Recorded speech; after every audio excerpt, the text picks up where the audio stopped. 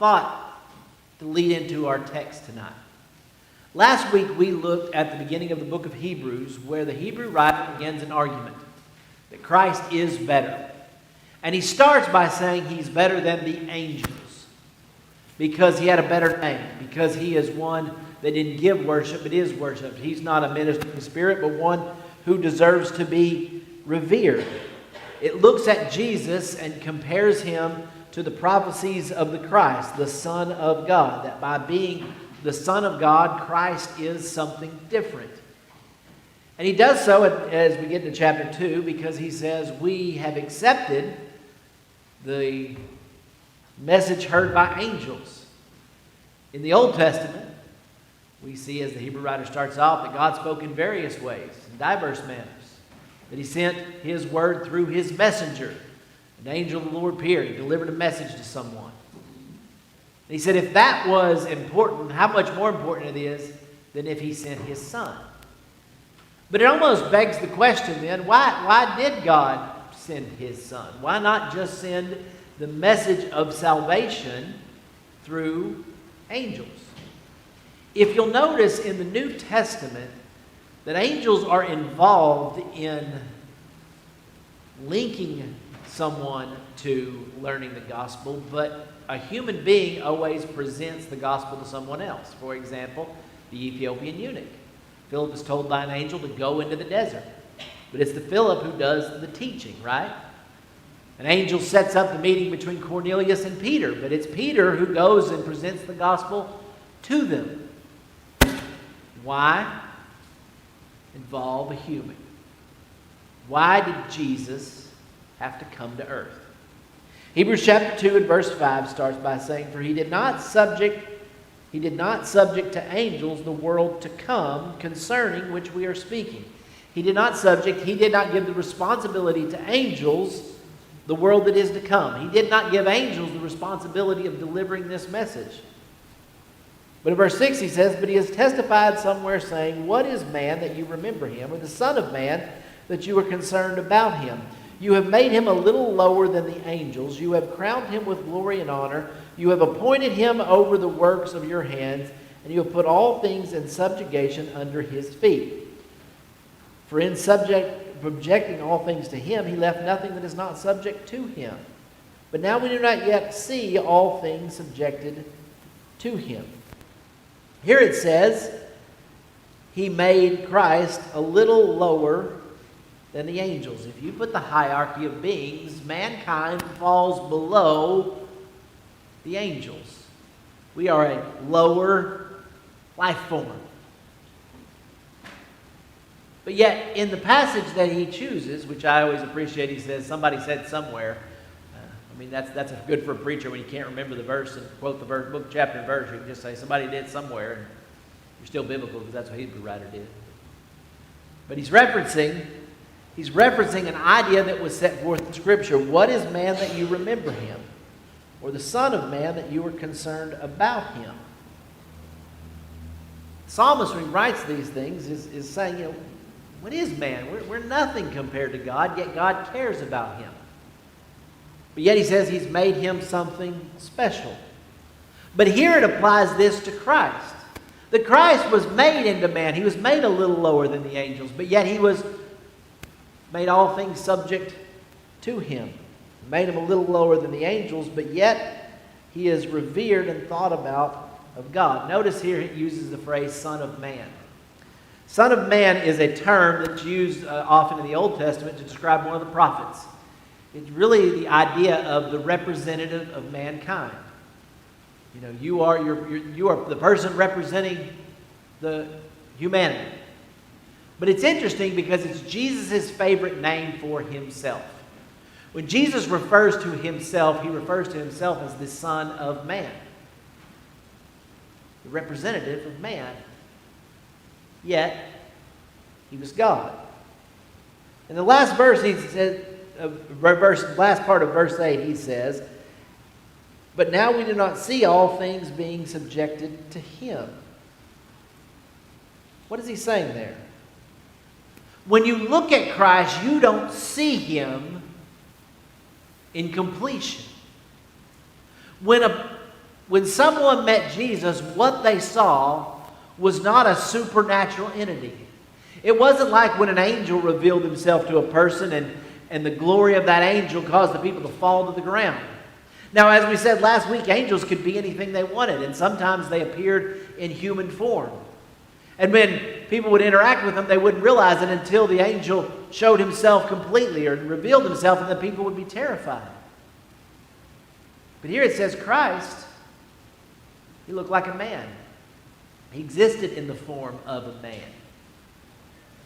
As one person described it, it was fireworks in reverse. Think about it. What's a firework?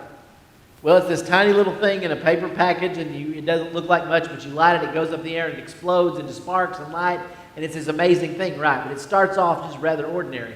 But Christ was different. He was something that was great and spectacular, yet somehow put in this tiny, ordinary human package. Why? Why didn't God send this message through the angels? Why did he send it through his son? Why did God have to become flesh and dwell among us? Why did God have to exist in the form of man? Well, the Hebrew writer goes on to make an argument for that in verse 9. He says, "But we do see him who was made a little lower than the angels, namely Jesus, because of the suffering of death, crowned with glory and honor, so that by the grace of God he might taste death for everyone." He made him a little lower than the angels.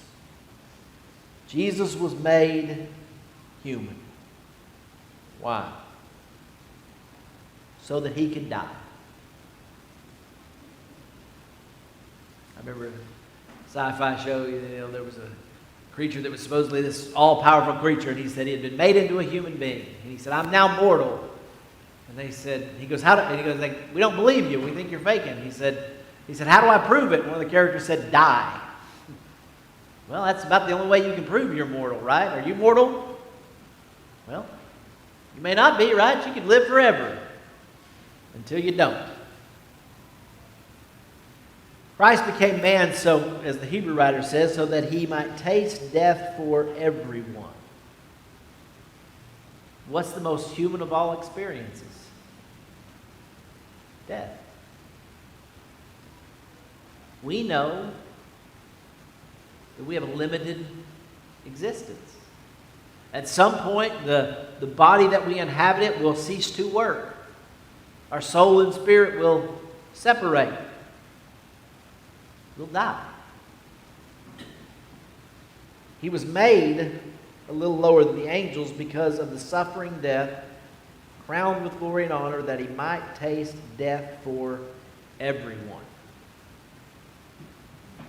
How could he understand this? Unless he faced what we face. Verse 10. "For it was fitting for him, through whom all things and through whom all things are, in bringing many sons to glory, to be the perfect author of their salvation through suffering." Now notice here, it says, "It was fitting for him whom are all things, and through whom are all things, in bringing many sons to glory." Once again, you see the echo of what John wrote about in 1 John. The Word was with God, the Word was God. The Hebrew writer says in Christ becoming man, he did not give up who he was, what he had done. He wasn't remade, but yet he was made into human likeness. Why? In part of verse 10, he says it was fitting for him. Why? To be the perfect author of their salvation through sufferings. That's an interesting phrase, the perfect author of salvation. Now, what does an author do? An author writes a story, right? He creates a story, a narrative. Now, have you ever read a book where the person who's writing, you can tell they really don't know what they're writing, the storyline they're writing about?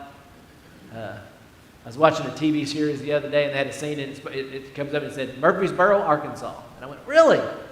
And it came up and they showed a picture of the guy it was supposedly downtown Murfreesboro, Arkansas. And I'm going to tell you, that was not Murfreesboro, Arkansas. Nothing like him. I immediately was like, it didn't film that. They may be using that, but he ain't there, right? I've been there. That's not it, right? I was reading a book the other day that it was supposedly about this thing, and I could tell instantly that the guy who was writing, supposedly referencing this one thing, had never seen nor heard this thing. He just read a synopsis of it, right? He didn't know what, he tried to pretend like he knew what he was talking about, but the details were wrong. It didn't fit. Because the author didn't know. But Christ was not an author who wrote a story that didn't fit because he didn't know. He could write an perfect author of salvation because he understood. He lived. He walked. He was. It was fitting. God became man. Jesus became one of us so that he could write that story. That he could be one of us. My favorite example of this is a story that Paul Harvey once told on his radio program. It's a story of a farmer who was not much of a believer. He didn't reject Christianity. He didn't follow Christianity, but he wasn't against Christianity. He thought the principles of Christianity were fine, but he could never get past the idea that seemed silly to him that a God would ever be concerned about a human being. If he's so great and powerful, why would he be concerned about human beings who kill and maim and hurt one another? Why would God even care about us? And then one night this farmer was at his house, and it was a cold winter night. The snow was coming in, and a blizzard was coming. He knew the conditions were going to get bad. But while he was sitting there, he heard a pecking and knocking at his window, and he looked up, and there was a bird.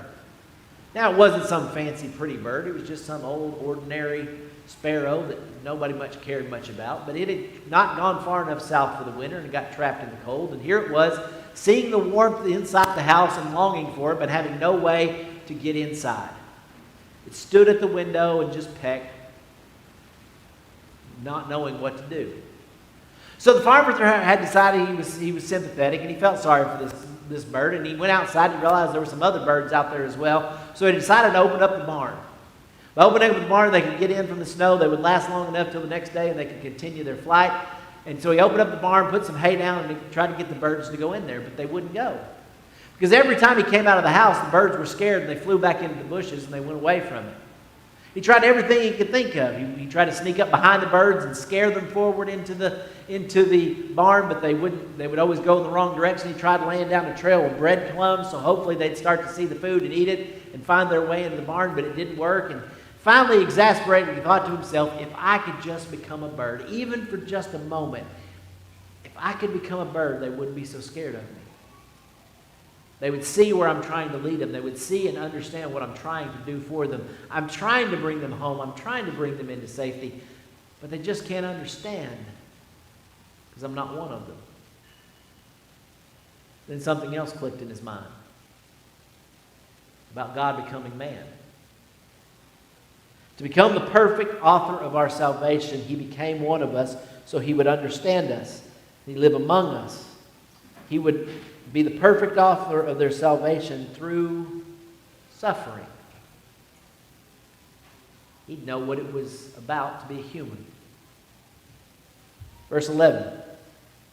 For both he who sanctifies and those who are sanctified are from one Father, for which reason he is not ashamed to be called them brethren, saying, I will proclaim your name to my brethren. In the midst of your congregation I will sing your praise. And again, I will put my trust in him, and behold, I and the children whom God has given me. Not only did he become man, but he walked among them. He became part of the family, the brotherhood of man. He didn't look from afar and try to understand us. He looked from among us. Therefore, I'm not ashamed to call them brethren. You think about that today. You think about someone who maybe is not part of your family, but through circumstances, through connection, you think of them as family. They are as close to you as a brother. Christ came to be part of that family, to draw us together, to have that intimate, familiar relationship. He would know us. We could trust him. We would be, behold, I and the children of God whom he has given me.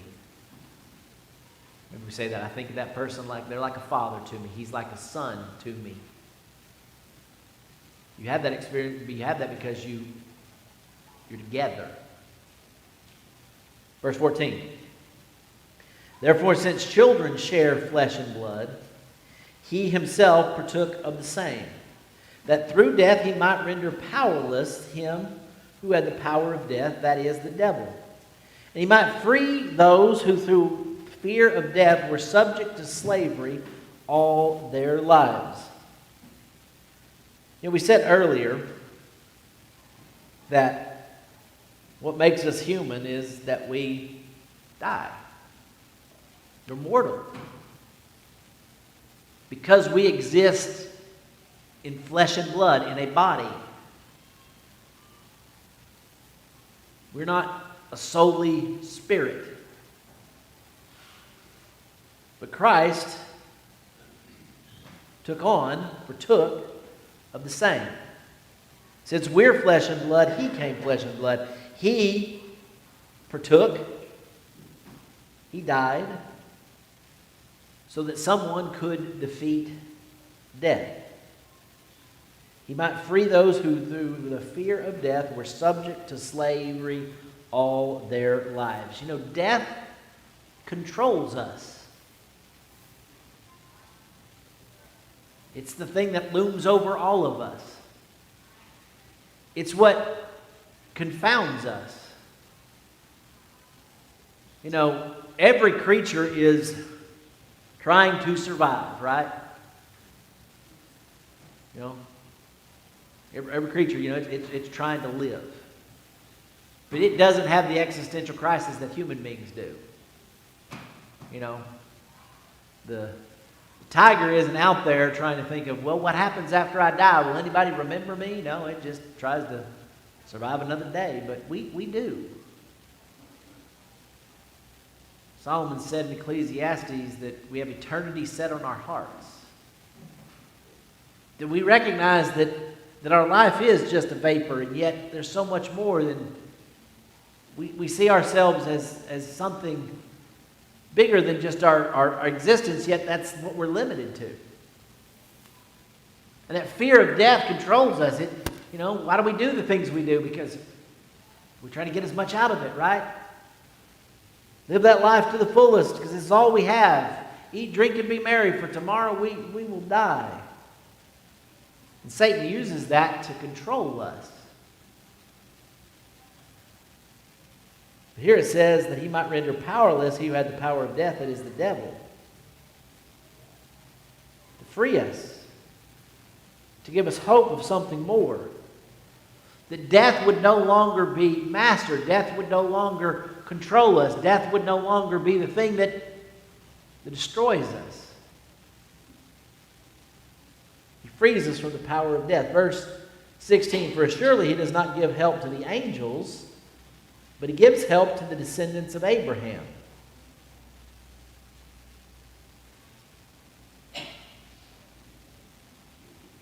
Christ had to beat the devil at his own game. Angels don't need that help. We did. Because we faced death. Because when sin entered the world, it brought forth death. And to overcome death is to overcome sin. And so Christ had to become a man so that sin could be overcome. As we'll talk about later, to become a perfect sacrifice. Christ had to go through all the sufferings of mankind. He had to face the temptations of mankind. He had to understand mankind, to be a part of mankind so that he could save mankind. In verse 17 it says, therefore he had to be made like his brethren in all things, so that he might become a merciful and faithful high priest in the things pertaining to God, to make propitiation for the sins of the people. For since he himself was tempted in that which he has suffered, he is able to come to the aid of those who are tempted. Christ had to be made like his brethren in all things. Not just in all things that he looked like us. An angel could have looked like us. But made in all things so he experienced everything like us. Everything we go through, he goes through. Every suffering that we go through, he went through. Every indignity that we go through, he went through. He had to go through childhood. How degrading is that? Do you remember your childhood? Do you remember all the silly things you did? You look back on and you think, oh man, what was I thinking, right? All those awkward things you have to go through. All the things that, those little disgusting things of life we have to go through. Get sick. All those things Christ had to go through. All the temptation that we face. All those fleshly desires that overcome us. He became like that so he could be a merciful and faithful high priest. This is transitioning to the next chapter where we're going to look at in the future. This idea of Christ being a faithful high priest. Why does the Hebrew writer choose that analogy? It's a hard analogy to make because there's some easy ways that people say, well, he wasn't really a high priest. He wasn't of the tribe of Judah, all these things. But yet, he specifically focuses in on this idea of Christ being a faithful high priest. Why? Because the high priest, in essence, was the designated firstborn, the designated person that would be given to God. It was the people's representative. He was the person that went before God. The high priest's job was to go and offer those sacrifices, right? He was the one that would take the sacrifices into God, right? He was the people's representative before God. God demanded the firstborn, and so the Levites became that designated firstborn for everyone. That would serve God, that would worship God, that would do those things that were necessary to keep mankind in that right relationship with God. He was the one who would make propitiation for sins. I always hate that word because I can't ever say it, but what does it mean? Payment. He was the person that would go to it and make things right. Of course, the high priest always had the problem of he was just as sinful as everybody else, so he had to take care of his own. But Christ became a different kind of high priest. He was a high priest who faced all the things that we faced, yet had overcome them. Who went through all the difficulties that we went through, yet without the failings. He was complete.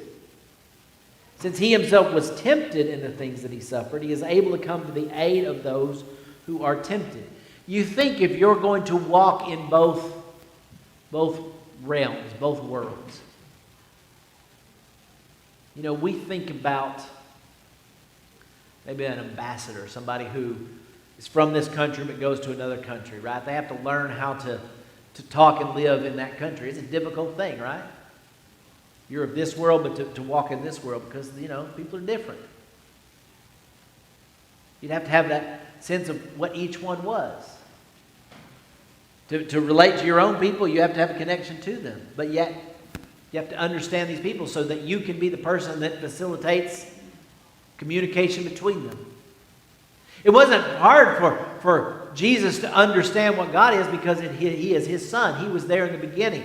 Through him, all things are created. All glory is there, right? Hebrew writer has already established that fact that Christ was something greater than an angel. But yet, by being man, he could understand.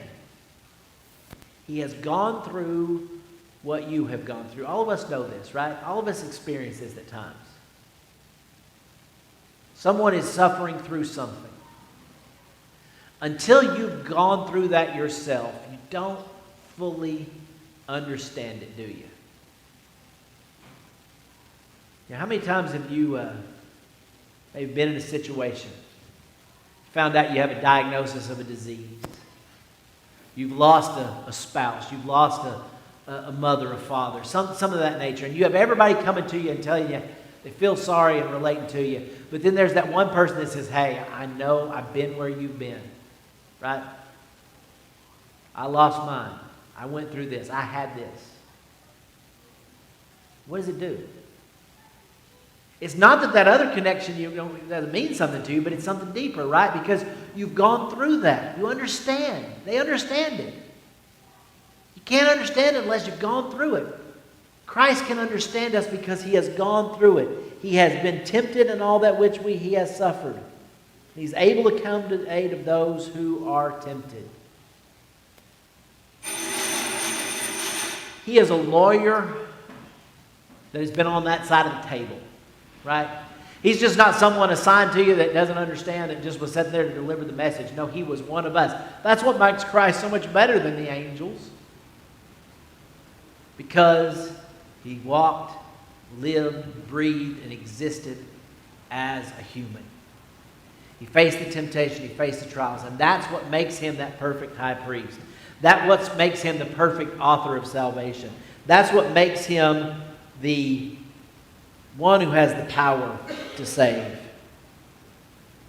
That's the one that makes him one of us, a brethren.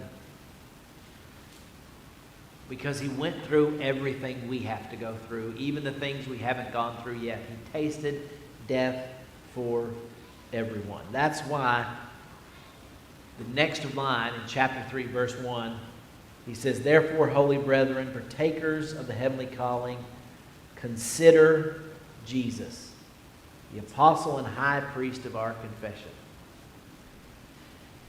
It's interesting to me because I noticed this last week when I was doing the thing. When it starts, it references Jesus the whole way through. It talks about the Son, right? He says, the Son and thing. And he doesn't mention the name of Jesus until we get all the way over into chapter 2. He says, where we started, verse 9, a little lower in the angels, namely Jesus. Who is this person? It's Jesus. And then he goes through and tells us why Jesus is different. And then he tells us, let's consider Jesus. Let's consider Jesus because he was better. Let's consider Jesus because he understands us. Let's consider Jesus because he is the only person that can do what we need to have done.